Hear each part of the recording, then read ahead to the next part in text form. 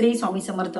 बघा, आपल्या घरामध्ये सुख, समृद्धी, रिद्धी सिद्धी, अखंड स्थिर लक्ष्मी नांदण्याकरिता आपल्याला पाडव्याच्या दिवशी परत कुठला सुंदरसा असा छानसा उपाय आपल्याला करायचा आणि हा उपाय सर्वांनी आवर्जून करायचा आहे.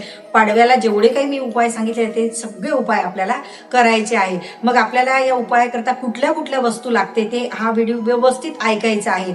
सगळ्यात पहिले आपल्याला नवीन निघालेले गहू, सगळ्यांना माहिती आहे नवीन निघालेले थोडेसे गहू घ्यायचे आहे.